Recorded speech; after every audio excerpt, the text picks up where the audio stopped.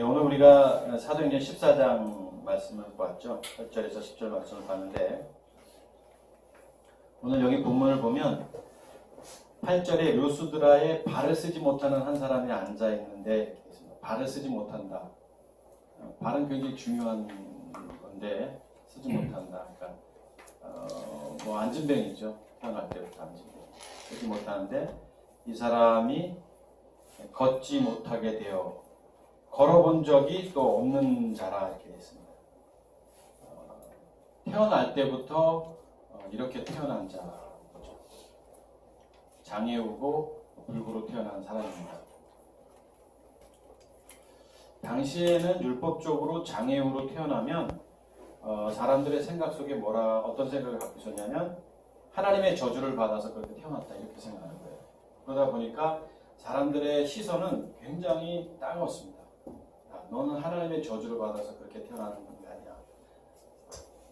이렇게 심지어 혈루병 앓던 여인은 자기가 이 혈루병 걸렸다라는 것을 멀리서 나는 혈루병 걸렸다, 나는 혈루병 걸렸다 이렇게 말을 해야 됩니다. 저 멀리 있는 사람이 듣도록 자기가 혈루병이 걸리고 싶어 걸리겠어요? 피가 나면 멈추지 않는. 지금 태어날 때부터 장애우 이 사람이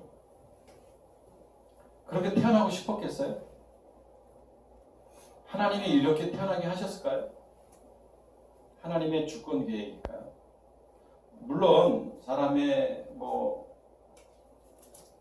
인간의 그 생사화복이 하나님께 있지만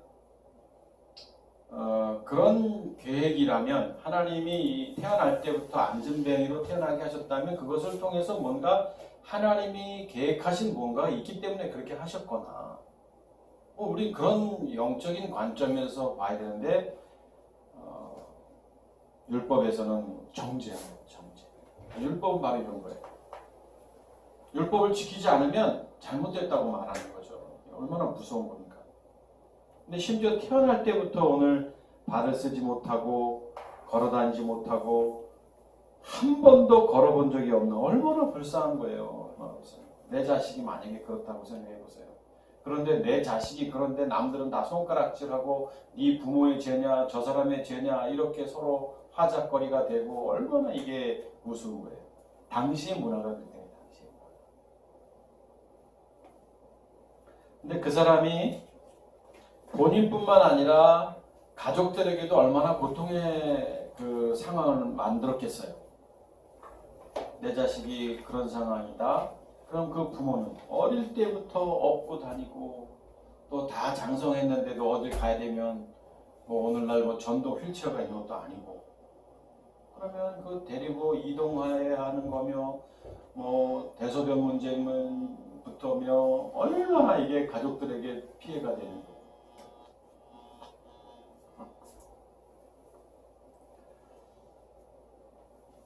상황적으로는 아주 극한 상황에 있는 사람이죠. 여러분 질병 가운데 육체적인 질병도 있지만 정신적인 질병 굉장히 무섭습니다. 정신적인 질병 가운데 체념이라는 병이 있어요. 체념. 이거는 희망이 없는 거예요. 삶의 희망이. 자존감도 없고 그러다 보니까 어떻게 하냐면 극단적인 행동을 하는 거거든요.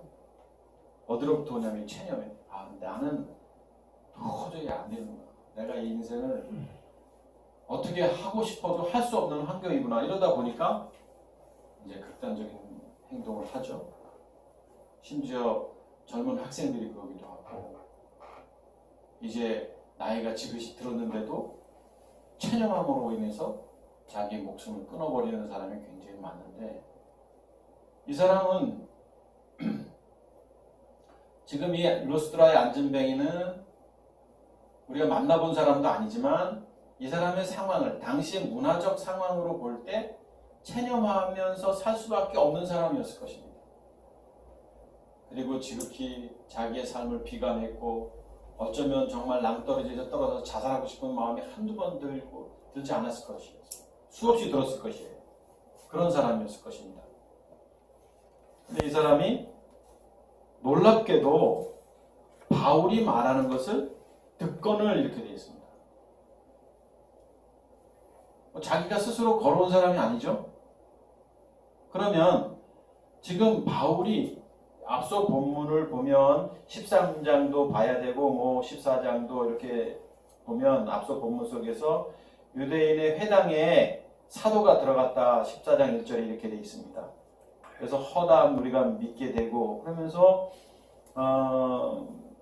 또 이런 말씀을 전하는데 핍박을 당하죠. 5절에 보니까 14장 5절에 이방인과 유대인과 그 관리들이 두 사도를 모욕하며 돌로 치려고 달려드니 복음을 전할 때마다 이런 일들이 비일비재했던 거예요. 그런데 그들이 알고 도망하여 루가오니아의 두 성 루스드라와 더베와 그 근방으로 가서 거기서 복음을 전하니라. 그러니까 막 도망 다니면서 사도들이 지금 루스드라에 왔는데 여기에서 또 그 근방에서 복음을 전했다. 복음을 전했다. 사도들이 이 복음을 전했을 때에 지금 이 안진뱅이가 그 자리에 있었다는 거예요. 나 태어날 때부터 걷지 못했던 이 사람이 그 자리에 있었다는 거예요. 그러면 한번 상상을 해보세요. 여러분이 안진뱅이에요. 그러면 저 자리에 누군가가 복음을 전하는 자리가 저쪽에 있다 그러면 이동을 해야 될 거 아니에요. 그러면 어떻게 해야 돼요? 누군가에게 부모님이나 친구에게 나 저 자리에 가고 싶다라고 말해야 될 거 아니에요. 얼마나 애절함으로 말할 수 있었겠어요? 말했겠어요? 그냥 나 저 자리에 데려다 줘 이게 아니에요. 나 저 자리 좀 제발 데려다 주면 안 되겠어. 미안해 정말 내가 맨날 신세를 졌는데 야 친구야 나 좀 저 자리 좀 한번 데려다 줘. 간절함이 있었던 사람. 어쩌면 내가 한번 저 말씀 듣다가 아니면 내가 내 인생 끝내겠다라고 이런 각오까지 했는 내가 마지막으로도 저 사람들이 뭐라고 말하는지 내가 한번 듣고 싶다. 소문에 의하면 저 사람이 뭐 복음을 말하고 뭐 예수가 그리스도라는 말을 한다고 하는데 내 인생 내가 뒤돌아보니까 나 한번 저 사람이 말하는 거 한번 듣고 싶은데 나 좀 저 자리에 데려다 주면 안 돼? 이런 상황인 거예요 사실은. 그래서 그 자리에 가게 됐죠. 가게 됐는데 들었다 이렇게 들었다.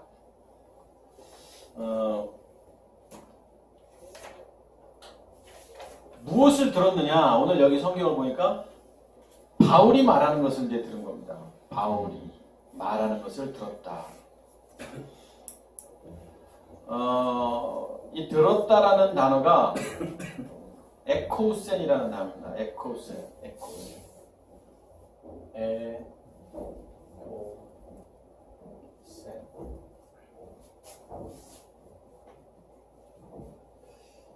근데 이 듣는다, 이게 듣다, 그냥 들었다 이게 아니에요.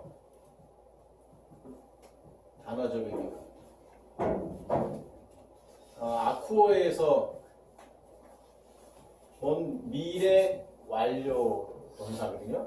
그러니까 미래 완료 동사라는 것은 계속되는 거예요. 계속되는 거. 그러니까 들었는데 사람이 어떤 말을 하면 듣잖아요. 듣고 그래. 또 뭐 듣고 이게 아니라 지금 에코센이라는 미완료 동사라는 것은 뭐냐면 그가 말하는 거 하나도 토시 하나 빼놓지 않고 하나도 버릴 것 없다 생각하고 집중해서 듣는 거예요. 집중해서. 이 단어적 의미가 그래요. 누가 말하면 건성으로 듣는 사람도 많잖아요. 그래. 어떤 분이 카페에 와서 저한테 막 얘기를 해요. 얘기를 했어요. 무슨 얘기를 했냐면 그때 뭐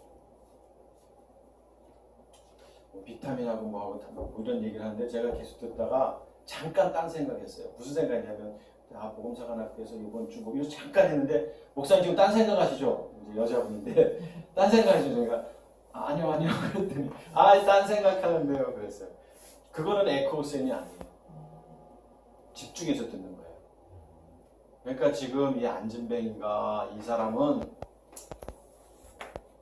집중해서 들을 수밖에 없는 상황이었던 것 같아요.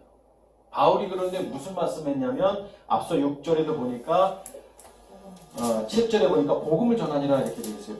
복음에 대한 이야기가 13장 전체예요. 그리고 13장 29절 한번 보면 성경의 글을 가리켜 그냥 29절 전체를 봐야 되는데 시간 관계상 13장 29절 보니까 성경의 글을 가리켜 기록한 말씀을 다 응하게 한 것이라 후에 나무에 내려다가 무덤에 두었으나 하나님이 죽은 자 가운데서 그를 살리신지라. 무슨 얘기예요? 십자가의 죽음과 부활에 대한 얘기잖아요.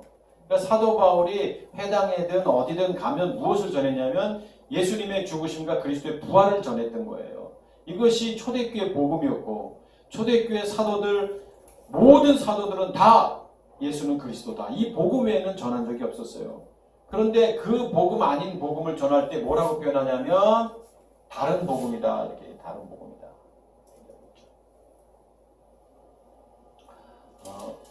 예배 도중에 죄송한데 최성희사 여기 물이 새니까 걸레 좀 바꿨어요.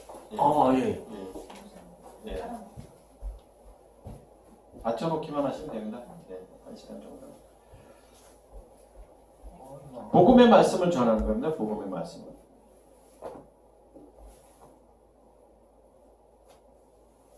그 말씀을 전하니까 그 말씀을 이제 들은 겁니다. 들었다. 에코세. 누가복음 5장 한번 보십시오. 앞에로 좀 넘어가 보면 누가복음 5장을 보면 5장 1절 예수님께서 이제 사역의 시작점에서 제자들을 부르실 때에 5장 1절에 보니까 무리가 몰려와서 하나님의 말씀을 들을세. 이때도 아쿠오라는 단어군요. 듣다라는 단어입니다. 5장 1절, 네, 95쪽에. 예수님께서 말씀을 전했고 무리는 하나님의 말씀을 들었다 이렇게 돼 있어요. 들었다. 집중해서 들은 거예요. 그런데 호숫가에 두 배척이 있는 것을 배 두 척이 있는 것을 보시니 어부들은 배에서 나와 그물을 씻는지라. 예수께서 한 배에 오르시니 그 배는 시몬의 배라. 육지에서 조금 떼기를 청하시고 앉아서 배에서 무리를 가르치더니 말씀을 마치시고 유명한 말씀이죠. 시몬에게 이르시되 깊은 데로 가서 그물을 내려 고기를 잡으라. 이러니까 시몬이 대답하되 밤새 고기를 잡았는데 말씀에 의지해서 내가 잡은 거 없지만 말씀에 의지해서 내가 그물 내리다 하고, 그래서 그물을 내렸더니 말씀에 의지해서 내렸더니 그물이 찢어졌고, 그때 고백한 고백, 유명한 고백 8절 시몬 베드로가 이를 보고 예수의 무릎 아래 엎드려 이르되 주여 나를 떠나서도 나는 죄인으로소이다. 이런 고백을 하고 11절 그들이 배들을 육지에 내고 모든 것을 버려두고 예수를 따르니라. 이 본문 5장에 이런 사건, 베드로를 부르시는 사건이 나오잖아요. 그런데 중요한 것은 여러분 한번 잘 보세요. 오늘 본문을 제가 갑자기 그냥 읽어드렸지만 베드로를 앞에 두고 하나님의 말씀을 전한 게 아니에요. 다른 무리들에게 복음을 전했고 베드로는 뭐하고 있었냐면 저기서 그물을 씻고 있었어요. 그런데 오늘 주인공은 누구냐면 베드로잖아요. 오늘 하나님의 말씀을 예수님께서 사람들을 모아놓고 전했단 말이에요. 당신이 그리스도이심을 전했겠죠? 그런데 그 자리에 없던 베드로 저기서 뭐 했어요? 이 사람들은 지금 아쿠오 동사 아쿠오 들었어. 그런데 저쪽에서 이제 그물 씻고 있던 베드로가 들었다 이게. 그런데 지금 들었던 사람들은 얘기가 안 나와요. 하나님의 말씀을 들은 사람, 그 사람들은 어떻게 되는지. 근데 저 그물을 씻으면서 그때 당시에 저도 이스라엘의 성지순례에 가보니까 거기 베드로의 집이다, 여기가 갈릴리 호수다 막 그러는데 어딘가에서 복음을 전할 때 당시에 이렇게 그 공음이 있어가지고 멀리 퍼지는 장소에 예수님께서 복음을 전하시더라고요. 산에서 복음을 전할 때 마이크도 없이 막 7,000명, 5,000명이 넘는 사람들이 그걸 다 어떻게 들을 수 있었겠어요? 조그맣게 이야기해도 다 들리는 장소예요. 그러니까 구조적으로, 환경적으로. 여기서도 예수님께서 아쿠오 전하니까 사람들이 들었다. 아쿠오. 그러니까 베드로가 저 뒤에서 그물을 씻다가 그물을 씻으면서 귀는 어디를 향했냐면 예수님의 말씀을 들은 거예요. 아쿠오한 거예요.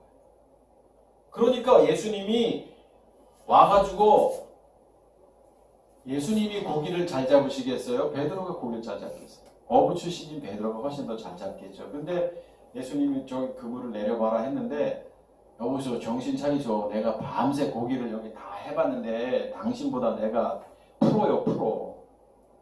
그래도 내가 네트워크하면 챔피언이요. 우리 전사님. 네? 이 정도예요. 이게 지금 포크레인 앞에 삽질하는 케이스예요. 그런데 베드로가 내가 밤새도록 그물을 내렸지만 한 마리도 못 잡지만 당신의 말씀에 의지해서 지금 한 말이기도 하지만 지금 예수님께서 복음의 말씀을 전했단 말이에요. 사람들 무리를 모아놓고 그 말씀에 감동이 있었던 거예요, 여러분. 지금 언제 봤다고 당신이 말했다고 해서 내가 알았어요 한번 해보리다 이 상황이 아닌 거예요. 그분이 말씀을 전할 때 예수님이 전할 때 듣고 있었던 거예요.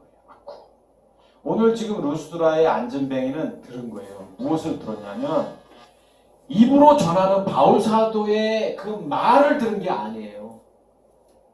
거기에 꿈틀꿈틀거리는 누구? 성령의 음성이 들리는 거예요. 성령. 죄에 대해서, 의에 대해서, 심판에 대해서. 이게 아쿠오라는 단어예요. 아쿠오. 들었다.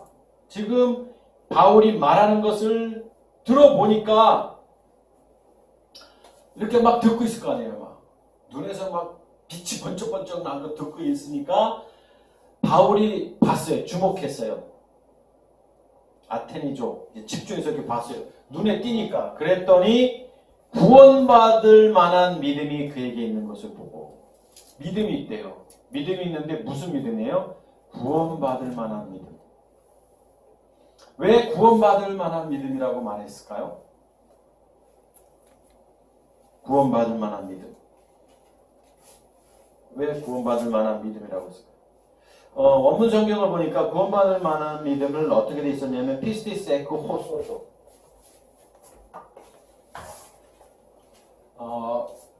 우리 여기 노블리 가족들은 그래도 작은 생도들이니까 헬라어 쓰면 다 읽을 줄 알고 한번 써드릴게요.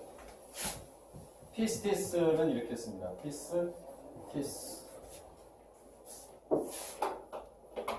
믿음이라는 단어예요. 중요한 단어입니다.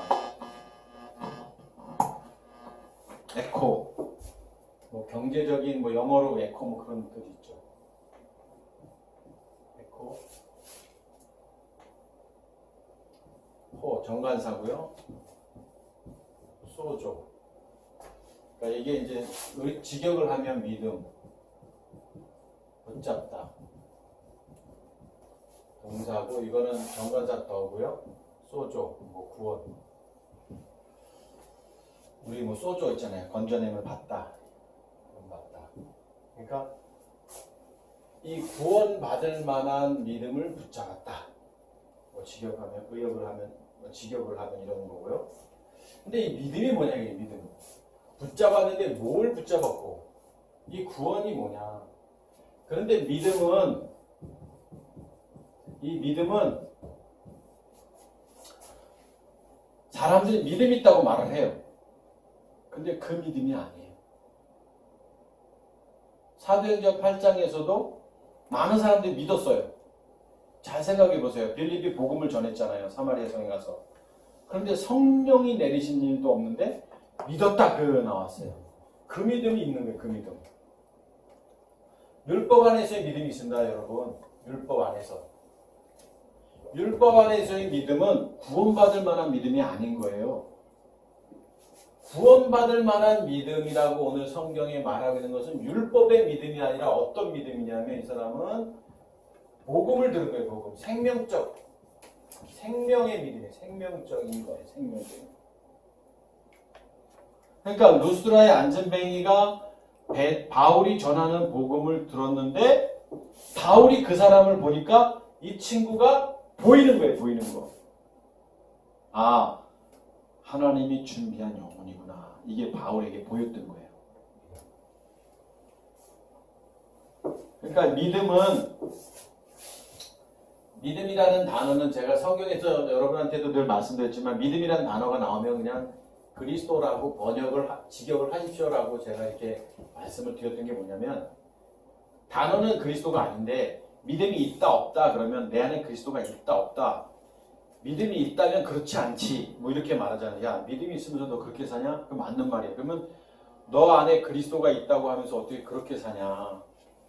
그러니까 믿음은 그렇게 그리스도라고 말하면 되는데 이 믿음이라는 피스티스라는 것은 뭐냐면 저는 하나님의 설득이라고 하나님의 설득하신 설득 믿음을 뭐냐면 하나님의 준비된 자녀가 있습니다. 창세전에 그리스도 안에서 예정받은 택함받은 자녀가 있는데 때가 되면 성령이 그를 설득하시는 거예요. 설득이라는 표현은 막 안 되는 걸 되게 한다는 게 아니라 하나님이 강권적으로 준비된 자녀에게 죄가 뭔지 의가 뭔지 심판이 뭔지에 대해서 말씀을 하는 거예요. 그래서 막 설득시키는 거죠. 사단의 자녀니까 아직은. 그래서 막 설득시켜서 야 죄라 하면 너희가 나를 믿지 않으며 의라 하면 내가 아버지께로 가며 심판이라 하면 너희의 공중권세 잡은 자가 아비였는데 그 아버지가 심판을 받는 거다라고 요한복음 16장에서 말씀하신 것처럼 성령이 막 설득을 하니까 준비된 하나님의 자녀는 아멘 아멘 하는 거예요. 그렇게 될 줄을 믿습니다. 아만 원래는 그렇게 된다라고 고백할 때 그게 믿음이라는 겁니다.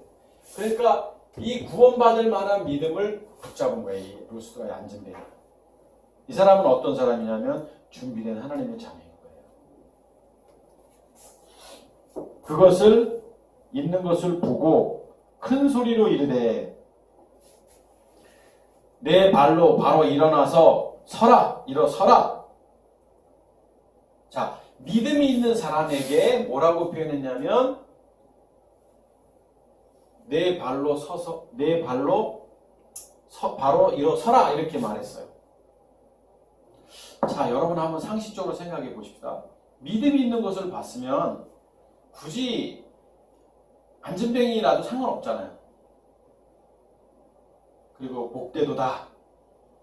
그래서 그에게 축하해주고 침례를 주고 그냥 안전뱅이 그 자체를 그리고 또 우리가 그리스도 안에서 기쁨을 나누고 이러면 되는데 믿음을 보고 구원받을 만한 믿음이 있는 것을 보고 그 다음에 바울이 명합니다.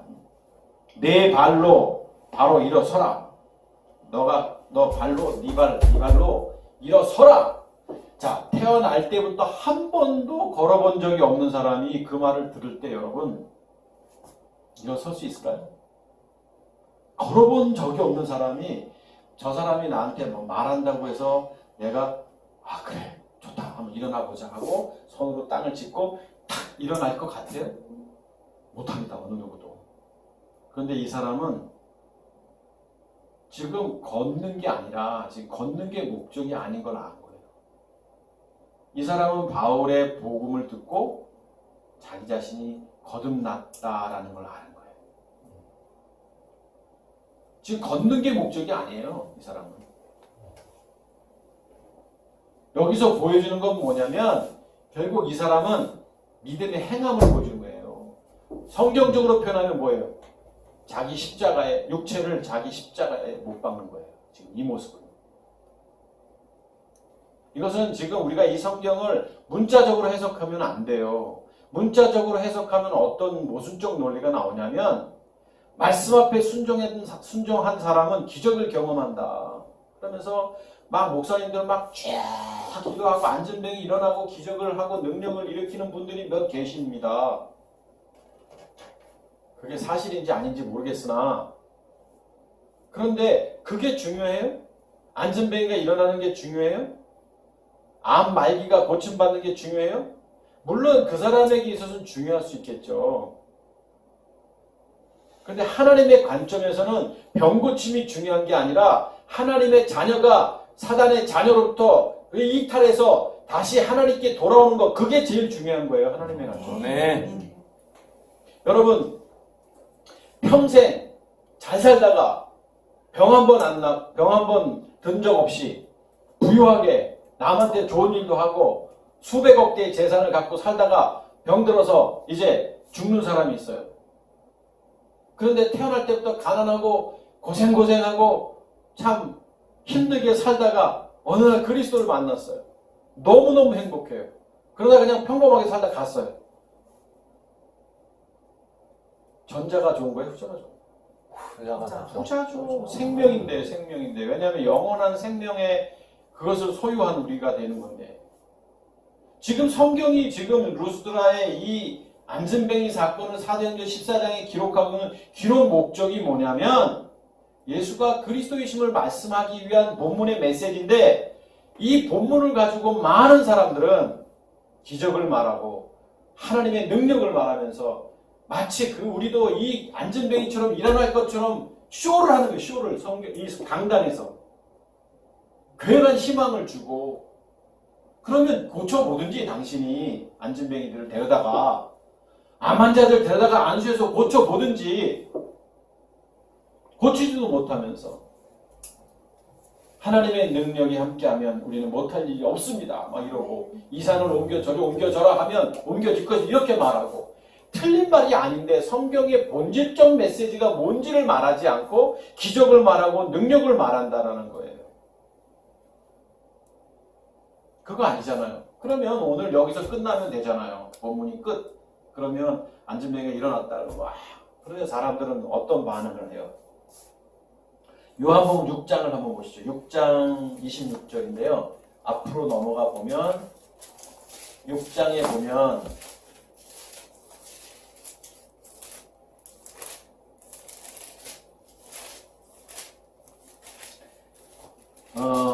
오병이어의 사건이 6장에서 나와요.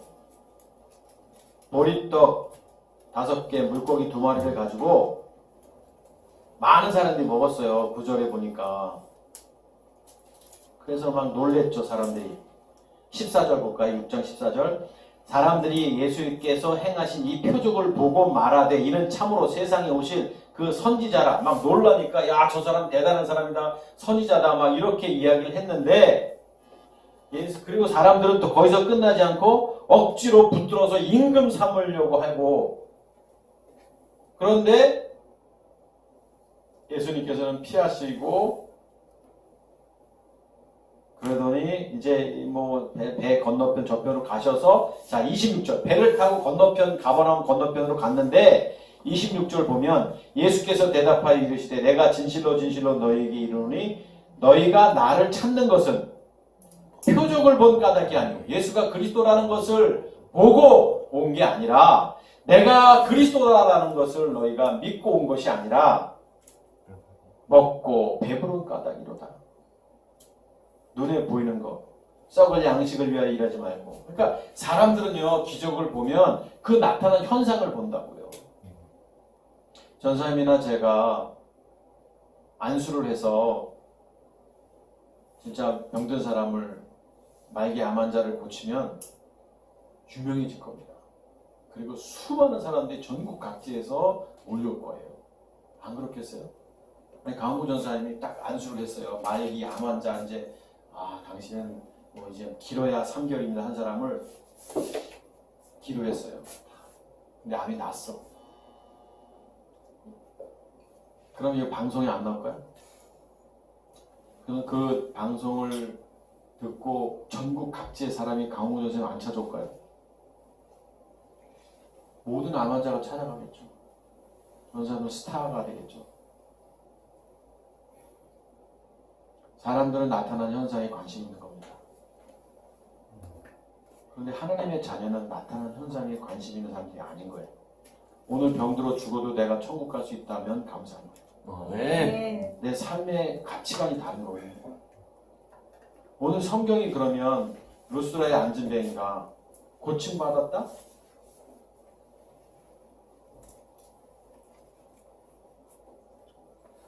그래서 이것은 기적을 행하고 능력을 행하는 그 바울이 사도된 바울이 드러나는 게 아니에요.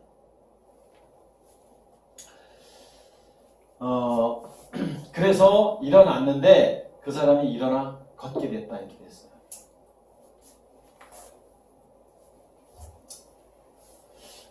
평생 걸어보지도 못한 사람이 앉아만 있던 사람이 걷게 됩니다. 자, 걷게 됐는데 걷게 된 이유가 뭐죠? 이 사람이 어떻게 해서 걸을 수 있었죠? 네?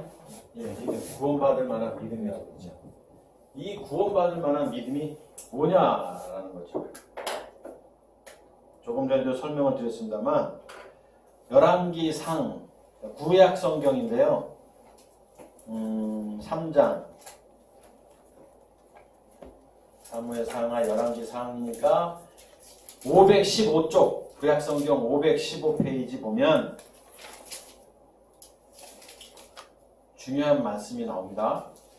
찾으셨죠? 자, 3장에 보면 어떤 일이 벌어지냐면 4절 보니까 솔로몬 왕이 1000번제를 지는 거예요. 1000번제. 솔로몬이 제단에 1000번제를 드렸더니 4절에 그렇게 돼 있어요. 1000번제가 뭐냐면 매일 하루도 빠지지 않고 1000일 동안 계속 하나님 앞에 제물을 드리고 제사를 드리는 거. 그때 당시에 구약의 제사는 굉장히 까다로운 거 아시죠? 흠없는 제물을 드려야 하고 복잡합니다. 우리 한국도 제사 드리는 게 한번 까다로운데 얼마나 까다롭겠어요. 1000일 동안 제사를 드리는 걸 1000번제라고 말씀을 하시기도 하고 학자들은 또 어떤 학자들은 1000일은 아니고 1000가지의 예물을 드렸다. 어느 날은 100가지. 그러니까 1000번제를 드렸는데 여호와께서 꿈에 나타납니다. 솔로몬의 꿈에 5절 보니까 기브온에서 밤에 여호와께서 솔로몬의 꿈에 나타나시니라. 하나님이 이르시되 내가 내게 무엇을 줄고 너는 구하라. 1000번제를 드렸더니 하나님이 야, 너 참 대단하다. 내가 너한테 줄 게 있는데 뭘 줄까? 이렇게 하신 거예요. 이것도 율법적으로 성경을 해석하면 안 됩니다. 이건 뭐 나중에 기회가 닿으면 이 본문을 해석하겠지만 그랬더니 솔로몬이 6절에 보니까 주의 종 내 아버지 다윗이 성실과 공의와 정직한 마음으로 주와 함께 주 앞에서 행함으로 아버지에 대한 그 하나님과의 관계에 대해서 쭉 얘기를 하고 은혜를 베푸셨고 주께서 또 그를 위하여 큰 은혜를 항상 주사 오늘날 같이 아버지가 하나님과 관계 속에서 이런 관계가 있었고 감사합니다. 뭐 이런 이야기를 하더니 자기는 종은 작은 아이라 7절 이런 표현을 합니다. 나의 하나님 여호와여 주께서 종으로 종의 아버지 다윗을 대신하여 왕이 되게 하셨사오니 종은 나 솔로몬은 작은 아이라 출입할 줄을 알지 못하고 이 당시에 한 20세 정도 됐는데 작은 아이는 아니지만 내가 아버지에 비하면 나는 참 초라하지 않습니까? 그러니까 또 이런 말을 하죠. 그러면서 주께서 택하신 백성 가운데 있나이다. 그들은 큰 백성이라 수요가 많아서 셀 수도 없고 기록한. 지금 백성이 너무 많은데 이 사람들 난 작은 사람이 아버지처럼 능력도 없고 이 사람들을 다스릴 수도 있는 그런 능력이 없는데 어떻게 내가 이들을 다스리고 재판할 수 있겠습니까? 9절 누가 주의 이 많은 백성을 재판할 수 있습니까? 그러면서 듣는 마음을 종에게 주사 이렇게 했죠. 듣는 마음. 여러분 지금 우리 성경에는 듣는 마음으로 되어 있지만 요 전에 개혁 성경에는 뭐라고 되어 있었냐면 옛날에는 지혜로운 마음 이렇게 되어 있었어요. 제가 제자훈련 당시에 오래전에 할 때 중요하게 여기는 본문이기 때문에 기억을 합니다. 요게 개혁판이고요. 요 전에 번역판. 지금 우리가 보는 것은 개혁 개정판이에요. 여기에는 듣는 마음으로 번역되어 있고 예전에는 지혜로운 마음으로 번역되어 있고 사람들은 그래서 하나님께 솔로몬이 무엇을 구했냐 그러면 지혜를 구했다 이렇게 표현을 했습니다. 지혜를 구한 솔로몬 그래서 지혜의 왕 솔로몬 이렇게 성경이 그렇게 기록하고 있지 않는데 하나님 앞에 솔로몬이 지혜를 구한 게 아니에요. 지혜로운 마음을 구했고 이제 이 번역이 잘못됐다기보다 좀 아쉽고 그러니까 듣는 마음으로 번역을 제대로 해놨어요. 제대로. 번역이 이 개혁 개정판이 나오기 전에 지혜로운 마음으로 이렇게 돼 있을 때 제가 교우들을 가르칠 때 이거 듣는 마음으로 번역해야 됩니다라고 주장했던 사람이에요. 제가. 본문에 그랬던 사람이에요. 성경 나오기 전에 원문에 그렇게 안 돼 있습니다. 원문에 샤마라고 돼 있습니다. 듣는 마음입니다. 제가 제자훈련하면서 이렇게 가르쳤는데 시간이 흘러서 성경이 바뀌었는데 지금 듣는 마음으로 우리가 읽고 있잖아요. 그렇죠? 모르죠. 이제 지금 지나면 성령과 영을 구분해서 또 성경에 나올지 모르겠지만 지금 성경이 번역이 아쉬운 부분이 얼마나 많아요. 듣는 마음이에요. 뭐냐면 이 단어가 이 샤마라는 단어예요. 샤마. 샤마. 이거 중요한 단어입니다. 샤마. 샤마. 듣는 마음이라고 번역되어 있는데 듣다라는 단어인데 이 샤마가 이렇게 씁니다. 샤마는 히브리어 샤마. 자, 이 샤마는 경청하다, 뭐 듣다, 단어적 의미는 그런 뜻이에요.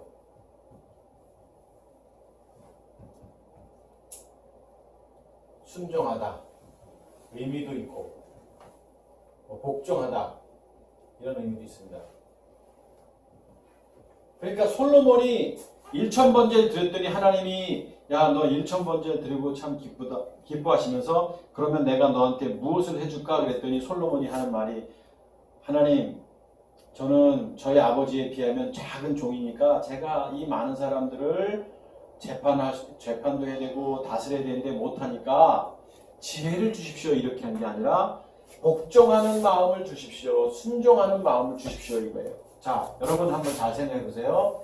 지혜를 달라고 구했거나 복종하는 마음을 달라고, 복종하는 마음을 달라고, 순종하는 마음, 듣는 마음을 달라고 기도한 거예요. 이거의 차이점은 뭐냐면, 자, 지혜는 뭐냐면 자기가 이 지혜를 가지고 뭔가를 하는 거예요. 자기가 중심이에요. 지혜는.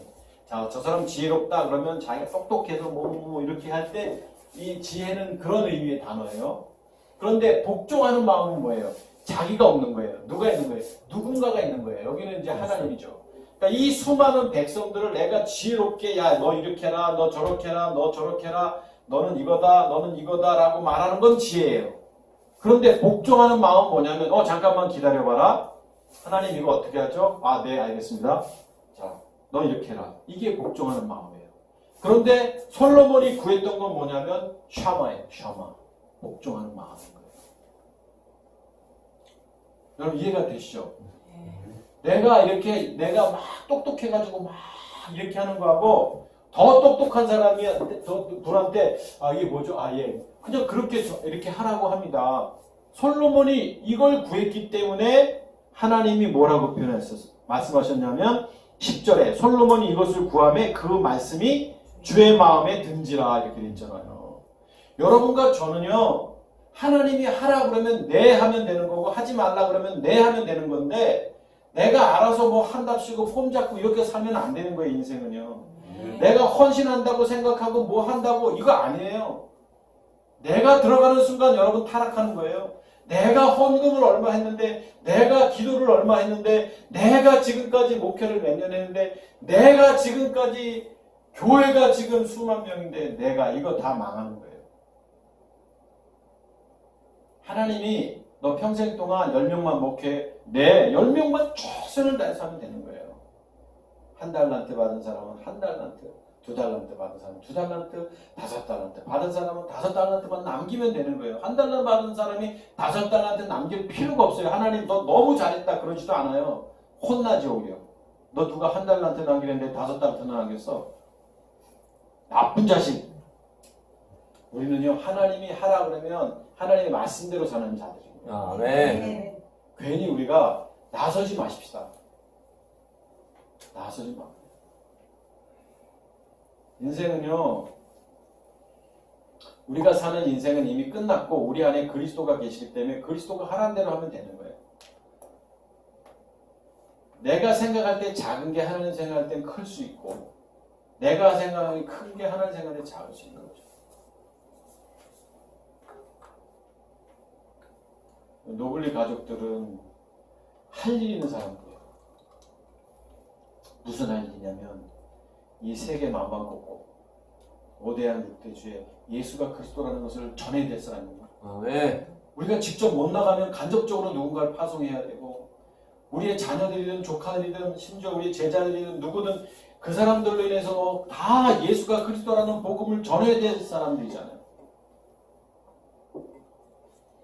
여러분이 나가면 더 좋고, 근데 여러분이 나갈 상황이 아니면 누가 훈련시켜서 나가고. 그래서 여러분 교회에서, 노블리 그리스도 교회에서 뭘 세웠어요? 그리스도 복음 사관학교 세웠고, 여기서 또 뭐 사업부가 이제 생겨났고, 동역하는 교회, 리버스 교회도 있고, 함께 출판사도 있고, 이제 좀 있으면 뭐 학교도 세워질 것이고, 노블리 그리스도.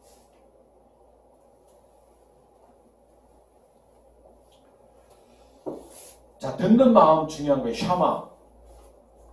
지금 에쿠오, 아쿠오, 에코센, 이 루스드라의 안전뱅이는 샤마한 거예요. 하나님의 말씀에 샤마 들은 거예요. 네, 샤마. 복종하다, 순종하다. 그러니까 걸을 수 있었던 거예요. 신명기 한 번 더 보시죠. 민수기 신명기니까 아마 신명기 몇 장냐면 28장. 여기도 굉장히 중요한 인데요. 28장 305쪽입니다. 303쪽, 구약성경 303쪽. 자, 신명기 28장 303쪽을 보면 내가 내 하나님 여호와의 말씀을 삼가 듣고, 여기서 삼가 듣고는 무슨 단어일까요? 샤마입니다. 샤마. 네, 샤마. 근데 삼가도 샤마예요.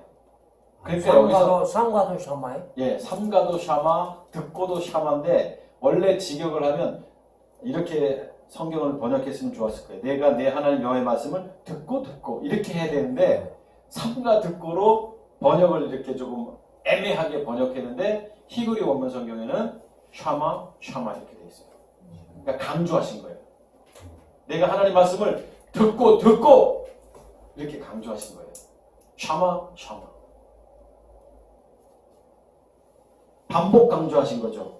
자, 내가 오늘 내게 명령하는 그 모든 명령을 지켜 행하면, 옛날에는 이 구약이니까 이거 율법을 지키라는 거구나 이렇게 보지만 지금 우리는 다 구약이든 신약이든 다 성경 무슨 얘기한다고요? 예수는 그리스도, 생명의 빛으로 가야 되는 거예요. 세상의 빛으로부터 예수가 그리스도이심을 믿어야 되는 거죠. 예수님은 세상의 빛이고 생명의 빛인 그리스도, 다 율법에서 복음으로 가야 되는 거예요. 그러면 지금 내게 명령하는 이 모든 명령을 지켜 행하면, 하나님이 율법을 지키라고 우리에게 주신 게 아닌데 구약이니까 당시에 율법을 지키라고 주신 거다라고 해석하면 절대 안 되는 거예요. 여기는 다 무슨 얘기예요? 예수는 그리스도. 다시 말하면 여기서 말하는 명령은 뭐냐면 십자가 육체를 못 박는 믿음의 행함을 말하는 거예요. 구약도 다 여러분 예수가 그리스도를 말하고 있는 겁니다. 구약이라고 해서 율법 아니에요. 자, 내가 말한 예수가 그리스도라는 거, 육체를 십자가에 못 박으라는 것을 지켜 행하면 내 하나님 여호와께서 너를 세계 모든 민족 위에 뛰어나게 하실 것이라. 아멘. 네. 세계 모든 민족 위에 뛰어나게 하실 것이라. 제가 굉장히 좋아하는 말씀이에요. 세계 모든 민족, 세계 민족도 아니고 세계 모든 민족 위에 너를 뛰어나게 하실 것이라. 왜? 내 안에 그리스도가 계시니까. 네. 어떨 때? 샤마 할 때, 듣고 순종하고 복종할 때 가능한 거예요. 노블리 가족들, 네. 복종하십시오. 네. 오직 우리는 십자가의 죽음과 부활 외에는 없습니다. 뭐 더 있겠어요, 우리가. 지금 루스드라의 안전뱅이는 샤마했고 심지어 샤마 한 거예요. 그러니까 벌떡 일어날 수 있었던 거죠. 일어난 게 중요한 게 아니에요. 이 사람은 일어났다고 해서 막 좋아하고 그러지 않았을 것 같아요. 이 사람은 일어나서 하나님을 찬양하고 내가 그리스도를 만났다. 나는 너희들하고 다르다. 나는 이제 율법에서 복음으로 온 자다라고 그 고백을 했을 거예요. 성경에는 안 나와 있지만. 성경이 말하고 있는 목적은 다 예수가 그리스도라는 거지. 안전뱅이가 일어났고 기적을 행했으니 너희들도 믿음이 있으면 기적을 경험할 것이다. 가난하고 힘든 사람들 하나님 앞에 우리가 기도하자. 하나님이 해결해 주신다. 사업에 문제가 있고 고통이 있고 기도하자. 하나님이 해결해 주신다. 이런 유혹에 넘어가지 마십시오. 여러분, 지금요 텔레비전 목사님들 설교 들으면 도전이 돼요. 그런데 성경이 말하는 복음이 없는 거예요. 물론 지금 이 말을 하고 있는 제가 뭐 이렇게 대단한 사람도 아니지만 소망을 주는 것도 좋고 비전을 주는 것도 좋은데 성경은 그 말을 하고 있지 않습니다. 왜냐하면 소망이 그리스도고 비전이 그리스도인데 그 그리스도가 내 안에 있는 걸 말씀해야죠. 그럼 어떻게 해야 내 안에 그리스도가 들어온지 그걸 말해야 되는데 설교 한번 자세히 들어보세요. 혹시 라디오 극동방송이나 텔레비전 보실 시간이 없으면 어디 운전하실 때 한번 들으시면 너무 가슴이 찢어질 것처럼 아파요. 이 방송을 통해서 수십만 명이 들을 수도 있는데 복음이 아니라 율법을 전하고 있는 그 목사님을 보면서 가슴이 찢어지더라고요. 예전에 저를 보는 것 같고. 성경은 다 예수가 그리스도입니다. 그래서 이 지금 루스더의 안전뱅이는 일어났어요. 그런데 걸었어. 일어나서 걷는지라. 자, 제가 왜 지금 이 사람이 걷게 된 것을 막 기뻐하고 막 좋아하지 않았다라고 왜 그런 이야기를 하냐면 이 사람이 걸었기 때문에 그래. 걸었기 때문에. 그러면 우리는 그냥 성경 문자를 보면 안진뱅이가 걸었다 이렇게 보지만 이 걸었다라는 단어가 그 단어가 아니에요, 여러분. 이 단어가. 제가 헬라어 성경을 보니까 페리파테오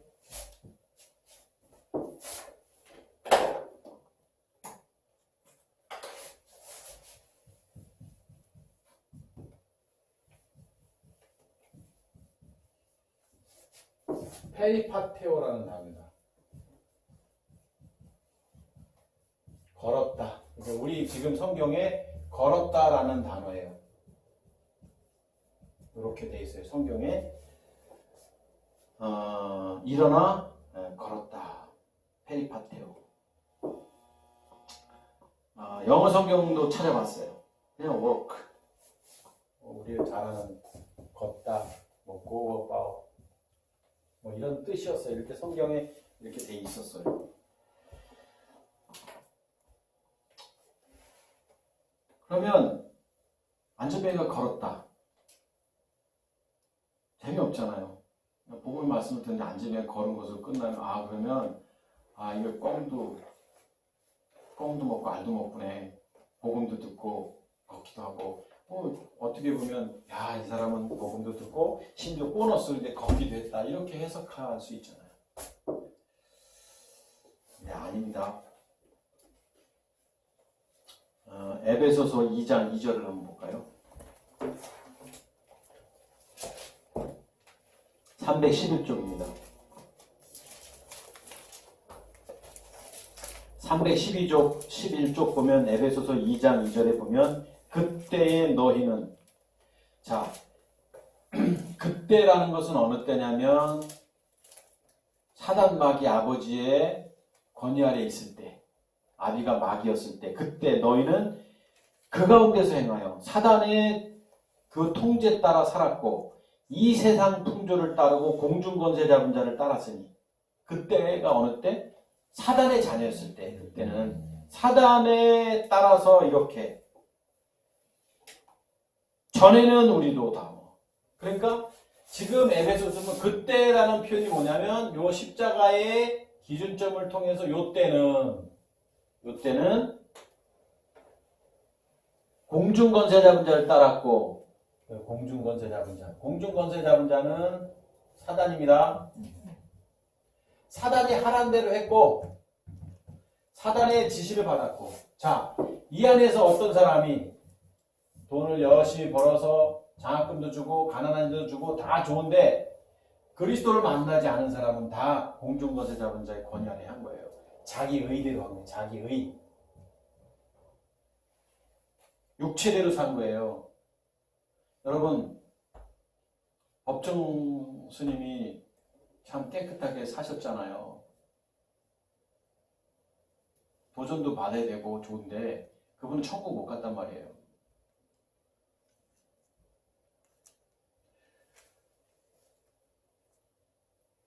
누가 천국을 가는 거냐면 내 안에 그리스도가 있는 사람이 가는 거란 말이에요. 아멘. 그러면 천국을 못 간 이유는 뭐냐면 공중권세 잡은 자의 권위 안에 있었기 때문에 그런 거예요. 그분의 청비는 청빈이 아니에요. 목사님이 제대로 된 목사님이라면 세상에 많은 사람들이 그렇게 청빈하게 살고 또 남도 돕고 이렇게 사니까 우리도 그렇게 도우면서 그리스도인이라면 사십시다 이렇게 말하는 순간 그건 율법이고 율법. 우리는 우리가 사는 게 아니라니까요. 우리 안에 그리스도가 사는 거예요. 그리스도께서 야 좀 너 도와라 저 어려운 사람을 그러면 내 하고 도우면 돼요. 돕지 마라 하면 안 도우면 돼요. 오해받기 쉽지만 제가 전사님한테 그런 얘기 했어요. 형제가 아니면 돕는 게 아니라고. 아포스톨로스 같은 자궁에서 태어난 그리스도의 피로 하나 된 사람이 아니면 돕는 게 아닙니다. 그거는 그냥 피를 나누는 형제가 아니면 그건 돕는 게 아닙니다. 그냥 정적으로 관계 때문에 돕는 겁니다. 이 얘기했어요. 예를 들어서 복음을 아는 교회가 있고 복음을 모르는 교회가 있다. 이거 이렇게 선교다. 선교 아니라고 제가 말씀드렸어요. 선교 아니다. 그냥 관계 때문에 돕는 거라고. 지나가는 어려운 사람도 우리가 돈 10,000원 주고 거지를 돕는데 교회가 어렵다니까 그냥 선교 아닙니다. 이렇게 얘기했거든요. 맞아요, 여러분. 선교는 뭐가 선교냐? 노블릭 교회가 리버스 교회를 돕는 게, 리버스 교회가 노블릭 교회를 돕는 게 이게 선교인 거예요. 네. 같은 형제, 같은 피를 나눈, 그리스도의 피를 나눈 노블릭 교회가 그리스도 복음 사관학교를 나누는 게 이게 선교예요, 이게. 전혀 모르는 잘 아는 교회지만 그 교회 목사님도 알고 잘 알고 선후배고 그런데 거기 복음이 없는데 돕는다. 이건 선교가 아니라 그냥 돈 주는 거예요. 선교가 아니에요. 근데 우리는 뭐 선교 많이 한다 뭐 이렇게 얘기하잖아요. 저희도 개척했을 때 교회 13군데 도왔습니다. 개척하자마자. 개척교회가. 돈이 많은 교회였었어요. 지교회로 설립된 교회니까. 그러니까 13군데를 도왔어요. 개척하는 그 순간, 그 달부터. 많지는 않았지만 5만원, 10만원씩 13군데는 얼마예요? 그래도 한 100만원 넘게 나가는데요. 그래서 선교라고 생각했는데 이제 복음을 알고 났더니 그때는 선교한 게 아니라 그냥 그냥 마음을 나눈 거구나. 하나님하고 관계없는 짓을 했구나 이거예요. 잘해야 되는 거예요. 잘해야 되는 거예요. 자, 전에는 사단의 자녀였고 이거예요. 지금은 이제 다르다는 거예요. 지금은 누구예요? 하나님의 자녀예요. 하나님의 자녀. 전에는 이렇게 살았고 지금은 이렇다는 거예요. 또 한번 성경을 찾아보시죠. 로마서 8장 4절. 로마서 8장 4절을 보면 249쪽입니다. 249페이지 로마서 8장 4절.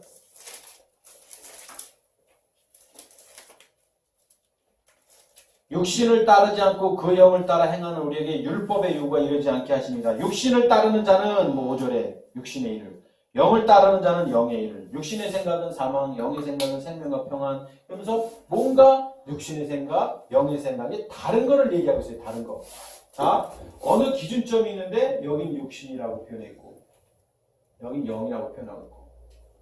이것도 지금 사르크냐 소마냐 이거 원래 몸으로 표현하는 게 맞아요. 몸을 따르는 자는 원문 성경에는 사르크스로 돼 있지만 이거는 소마의 몸이라는 단어를 쓴 게 맞아요, 사실은. 나중에 여러분 그 복음사관학교 때 공부할 거예요. 자, 육체와 육신 할 때. 자, 지금 이거 성경에서 말하는 건 뭔가 어느 기준점이 있는데 이쪽은 이쪽 생각대로, 이쪽은 이쪽 생각대로. 그러니까 성경은요, 하나님의 자녀 아니면 사단의 자녀. 흑 아니면 백이에요. 회색도 없고 뭐 노란색도 없어요. 천국 아니면 지옥 가는 거지. 중간에 어디 가서 이렇게 있다가 밑에 있는 사람들이, 내 자녀들이 막 기도 많이 해가지고 그 사람들이 뭐 헌금도 많이 하고 뭐 섬기고는 천국으로 싹 가는 거냐? 연옥에 있다가. 아니에요. 캐톨릭에서 말하는 연옥 그거 아니에요. 그거는 교구들이 만들어 놓은 거예요. 돈 벌기 위해서. 난 네 아버지 지옥 갔는데 지금 연옥에 있는데 머무르고 있는데 헌금 많이 하고 충성하고 네가 잘 살면 그래서 연보해야 된다. 아버지 3억, 어머니 1억, 아버지 2억 정도 하면 천국으로. 이게 아니죠, 상식적으로. 그 씨가 땅에 떨어질 때 결정된다고 그랬는데 공도오셔서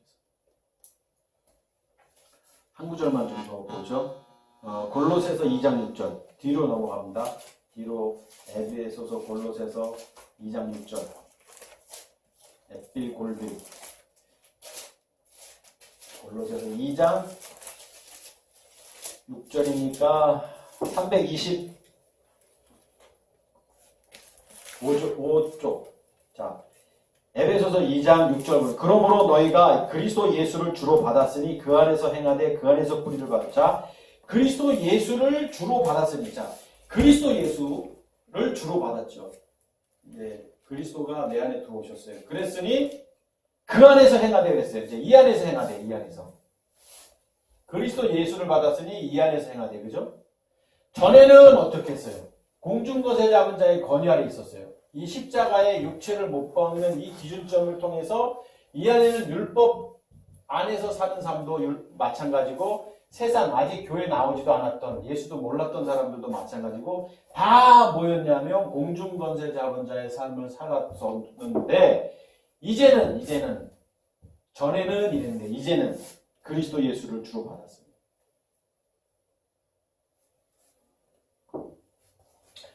지금 왜 이렇게 장하게 설명을 하냐면 누가 우리를 지배하느냐에 따라 누가 인간을 지배하느냐에 따라 생활 방식과 패턴이 바뀌는 겁니다.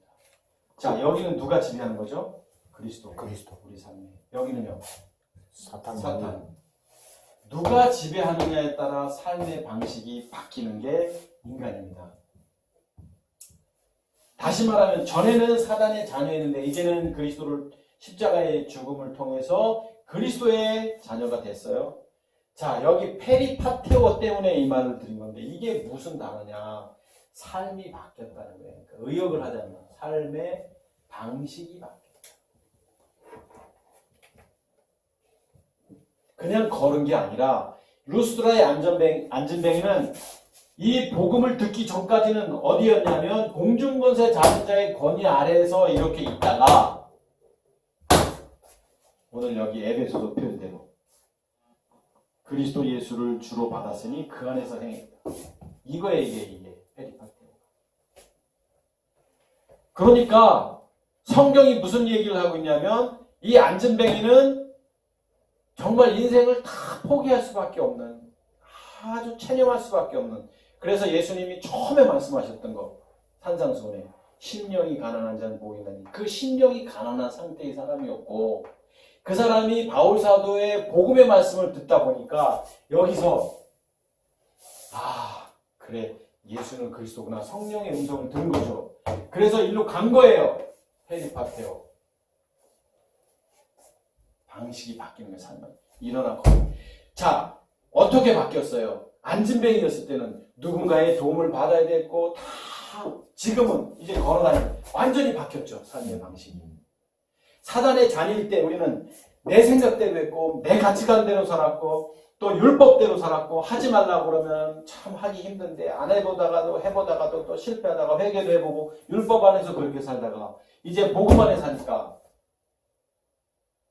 양복을 입지 않고도 강단에 설 수 있고 어디 자리든 복음을 전할 수 있고 그리스도 안에 진리가 너희를 자유케 하리라.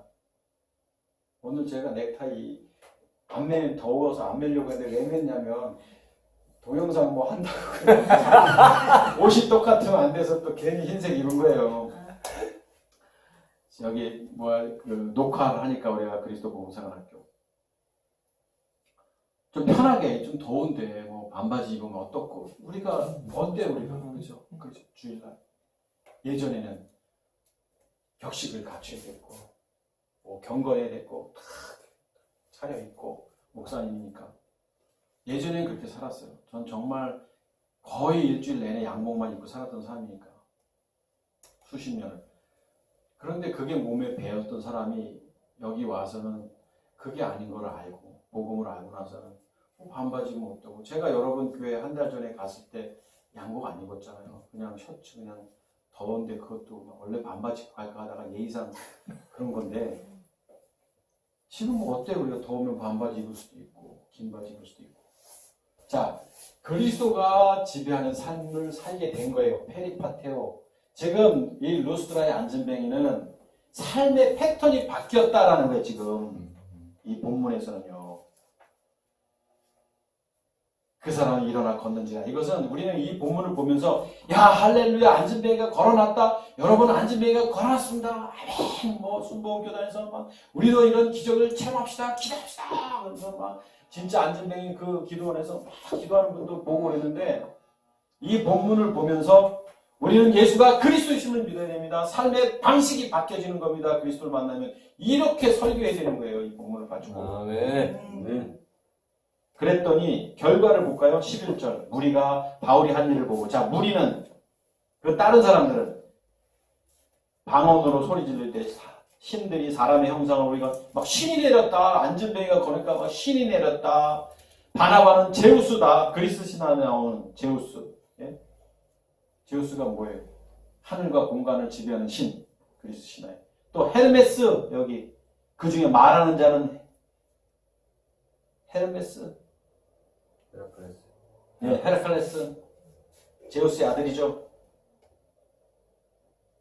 부와 또 뭐 행복을 추구하는 신잖아요. 그러니까 시외 제우스 신당에 뭐 제사장들이 뭐 난리를 부리잖아요. 지금 막 안전뱅이가 일어났으니 대문 앞에서 제사 지내고자 하고 그때 두 사도의 반응을 보십시오. 14절. 두 사도 바나바와 바울이 듣고 옷을 찢어 무리 가운데 뛰어들어 소리질러 이르되 여러분이여 어찌하여 이런 일을 하느냐. 우리도 여러분과 같은 성정을 우리도 몸 윗동안에 갖고 있는 인간이라 여러분에게 복음을 전하는 것은 예수가 그리스도라는 것을 전하는 것은 이런 헛된 일을 버리고 천지와 바다와 그러니까 육신의 모습 가운데 눈에 보이는 이 보이는 것 가지고 이런 것들을 살아가는 너희들에게 만물을 지으시고 살아계신 하나님께로 돌아오게 하십니다. 생명을 얻게 하십니다. 지금 막 화가 난 거죠. 막.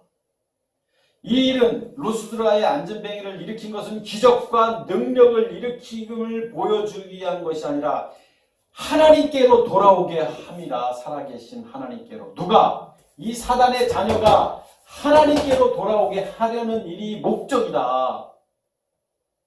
본문 이해가 되시죠? 아멘. 기적과 능력 아니잖아요. 아멘. 기적과 능력에 미쳐있는 사람들은 막 제사를 지내고 야 이거 제우스다 헤르메스다 막 난리를 부리는데 속이 상하는 거죠. 바울은.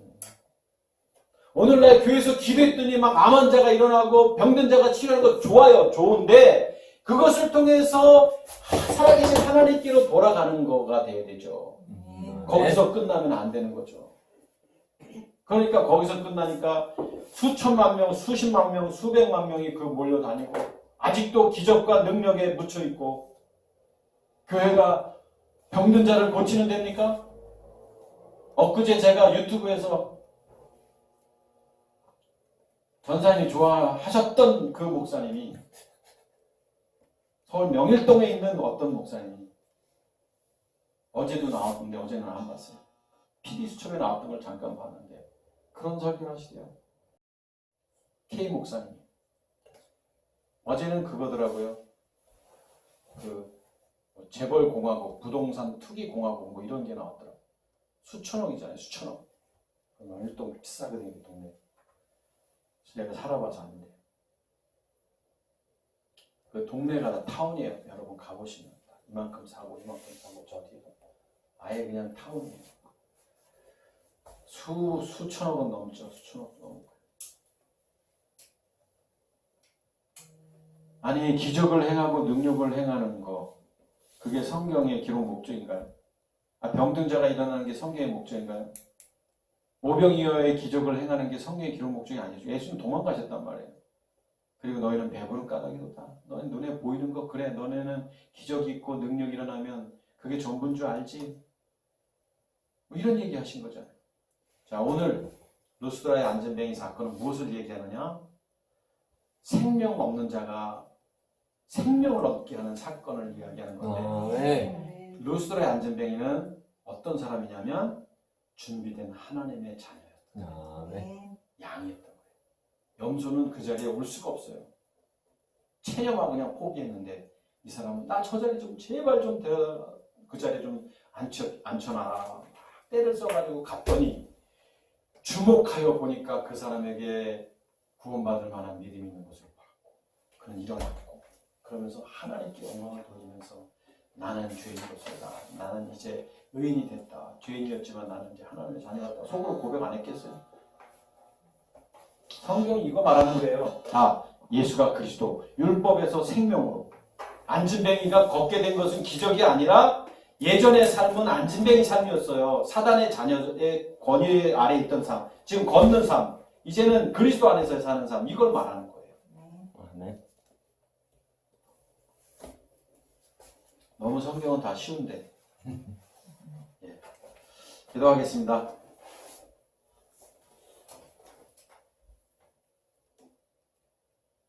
많은 사람들이 성경을 보면서 기적의 주님, 능력의 주님을 통해서 삶의 문제가 해결되기를 원하고 그것 때문에 금식하며 기도하며 부흥회며 새벽 예배며 특별 집회며 세상 말로 난리를 부리고 그곳에서 주님을 찾는다고 말할 때 그것이 복음이 아닌 것을 알게 해주셨고 복음은 예수가 그리스도이심이 복음이라는 것을 알게 해주셔서 이제 생명을 소유할 수 있는 사람이 되게 하신 것을 감사합니다. 아멘. 우리 노블리 그리스도 교회, 또 리버스 교회, 우리 모든 믿음의 형제 자매들이 이 땅에서 삶이 바뀐 모습으로 예수가 그리스도라는 것만을 전하면서 살아가는 우리 모두가 되도록 주님 역사하여 주시옵소서. 아멘. 주가 되신 예수 그리스도 이름으로 감사하며 기도합니다. 아멘.